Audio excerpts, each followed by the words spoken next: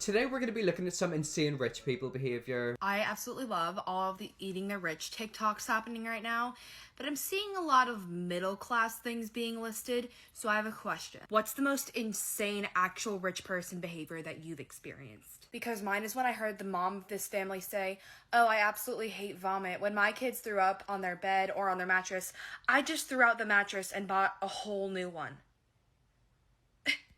What? So you're telling me their child like vomited in a mattress and they bought a new one? I mean, I don't know if it's just me. My mattress has got many protectors over it. I could pee, poo, vomit. A literal hurricane or like a meteor could hit that mattress and it won't be damaged. But that mum's throwing out mattresses after her kids vomit on them. I mean, if I were you, I'd definitely get a mattress protector. So my story was when my son was doing landscaping for our neighbor who had this beautiful $1 million house, and they had just moved here from California, but he got a new job in France and they had to put their house on the market again. Well, thinking that it was going to take months to sell, it only ended up taking a week. And so they had no time to sell anything and just basically gave us the entirety of everything in their house. I mean, high-end Pottery Barn, everything, organic cotton towels and comforters, and it was just like, I was insanely blessed. But the thing that I just had a very hard time comprehending was the fact they had this $4,000 couch system still in boxes in their garage. I've actually seen a lot of couches online that cost thousands of dollars. I swear there's like celebrity influencer couches that kind of look like a cloud. They're white and they literally look like a cloud, but like they look weird. I don't know if it's just me, but I certainly couldn't bring myself around to spending 4K on a literal couch. I mean, they had that couch in the house too, but they also had the couch in boxes in their garage. And it wasn't just that, they had other things too that still had labels on them. I mean, that's rich people behavior. They'll probably buy like multiple of the same things. I mean, I've got multiple black t-shirts, multiple white t-shirts. I've got like 2 or 3 of the same bottle. Maybe they're like the first woman where like if something breaks, they'll just have like spare one and then they'll like throw like broken one out. Y'all remember that video where it's like, what's the most insane actual rich person behavior you've ever experienced? I can't find it, but I have an addition. Rich people in country clubs. Oh, I've heard about this money. And by the way, I'm not talking about like LA money. I'm talking like country money. And whenever I'm talking about country money, I don't mean like LA money. I mean like country money. We're talking about people who are like in the middle of nowhere. They live in Texas or like, you know, a very Republican state. And they go to like the top end country club bars that only like the special people can get into. I don't mean like the little golf course in your neighborhood. I mean country clubs. Applications to these like really exclusive country clubs are insane. When they say it's all about who you know, it is all about who you know. There's this one club where like their old policy was that for every month you were on the waiting list, you needed a new member to handwrite you a letter. We had a friend on the waiting list for 6 years. Oh my god, so he literally would have to write like how many letters? Like 60 something? I don't know. It's like, is it really worth going through all the effort, time and money to get into a country club? I guess that's people being materialistic. They want to be seen as like someone with like importance. But you'd be surprised with people like that. Networking can get you to crazy places. That means he had to meet 72-ish or more members who would handwrite him letters. Another person really needed the approval of like the founder of the club, and so he had to play 9 holes of golf with him. And the secretary called like randomly one day and was like, this guy is free at 9 a.m. on Wednesday. But he's in Montana. So our friend literally flew out to Montana to play 9 holes of golf with this one guy. I wonder what's going on behind them doors of like that club, because they must like have like the answer to living forever. Yet again, I just couldn't be bothered. Like, I don't really go out to clubs. I've never been to a club. It's just not my thing. Me personally, I just like to chill in my room. And when he left, the guy says, just tell people I have a favorable opinion. I mean, if I ever join a country club like that, which I probably would, because it's probably like for heterosexual like couples, I feel like it's always older people. It's always like the 50s and overs. They're not gonna let someone my age into a club like that. I don't know if Asians should get on this trend because like we're crazy rich Asians on steroids. I mean, I watch Bling Empire on Netflix and I'm telling you right now, you see the Asians, they've got money. I had a family friend's daughter who got married in the 90s and they couldn't find a big enough venue, so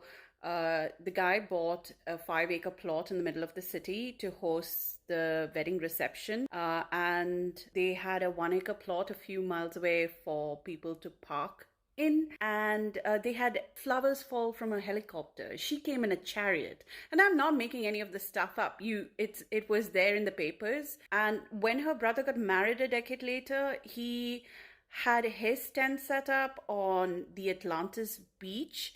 And that was just one of the 5-6 events that he had, and he had a multiple day wedding in multiple I think at the end it meant to say multiple countries, but it got cut off. But I mean, that's like not even anything. I think that's like big. You should see some of the stuff they do. I mean, in a billionaire's world, they can do anything. They could literally like fly as many people as they want across the world to a certain venue. I mean, they'll be spending millions on it. I don't know if it's just me, but if I ever am gonna have a wedding, I probably don't want too many people there. Just because, like, I don't know, I feel like it would be awkward. I just couldn't imagine me in a sort of like a wedding dress. Oh my god, imagine me literally walking down the aisle. My house was so big, I had to tell my dad dinner was ready by using the phone intercom system. And all of those dinners were 3-course meals prepared by a private chef. We had at least like 7 employees in the house at all times, including security guards, and my mom always was terrified that there would be an inside job and I would be kidnapped. I think I've actually seen a TikTok of this girl before. I swear she like told us that she was really depressed a few months ago. I don't know if it's this girl, it could be a different one. But I have noticed a lot of rich people do have security. I mean, it could be because, you know, they've got like loads of money and like they could be a target. But I'm also thinking, are they like secretly in the mafia? I mean, think if they need that much security and like that many weapons to protect them, they're obviously scared of something. When my parents got divorced, I had to live in 4 houses at the same time, and somehow I would get in trouble because I couldn't keep track of all my underwear. One time we took a 30-minute commercial flight from Boston to Nantucket, and my dad hated the commercial flying experience so much, despite the fact that state police officers helped us through it. He had the private plane meet us in Nantucket to bring us back to Boston. I never had to go to the grocery store as a kid. There would be a pad of paper in the kitchen. If I wrote something down, it would disappear the next day. My parents' divorce made the news, calling my mom a gold digger, and the comments were full of men counting down the years until I turned 18. Oh god, that's a bit weird. I don't like how men do that. I bet you everyone wants to have her lifestyle with all the money and, you know, the bags and stuff. But I mean, she does seem very, very sad. It seems like she had a very stressful life. I mean, whenever her parents divorced, she lived in like 4 different houses. I mean, I can't even fill out one room. How is she literally gonna have like multiple rooms in multiple houses? I wasn't allowed to put my last name on social media because people would track me down and kidnap me. I mean, her life sounds depressing AF. Yet again, I would just love to be brought up in like a rich family. Mainly just because you have like massive birthday parties, Christmas would be amazing. And I also feel like kids like that will never ever worry about money. If I one day become a millionaire, I feel like I will in the back of my head worry about money because, you know, I wasn't brought up around money. But I feel like these people won't. But yet again, I'd love to have money. I was taken on a first date to Paris in France, which is an 8-hour flight from where I live. So we got first class tickets there.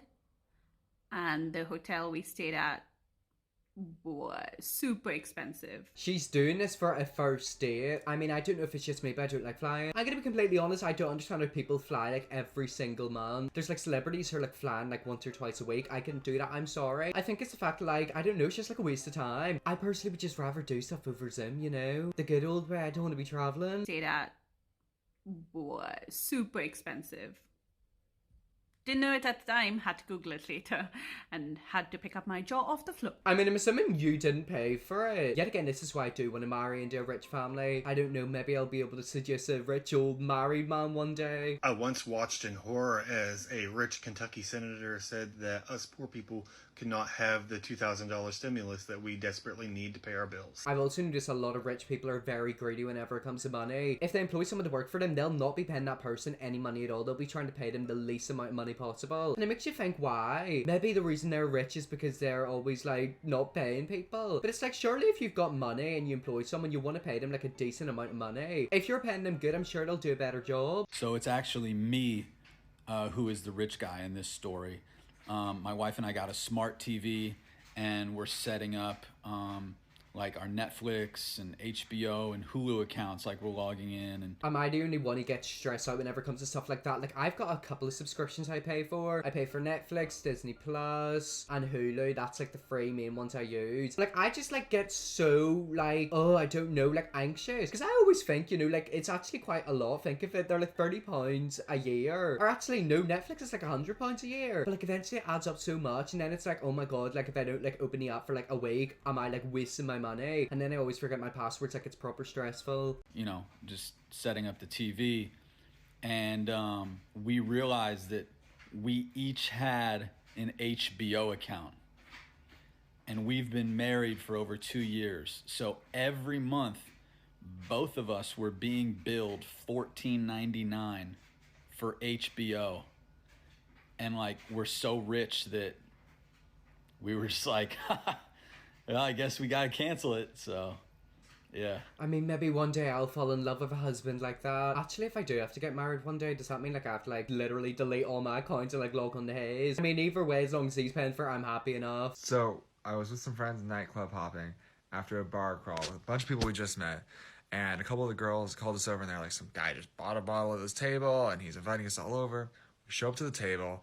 It's just this one rich Japanese businessman, ton of women, and we're the only two guys out of all the people.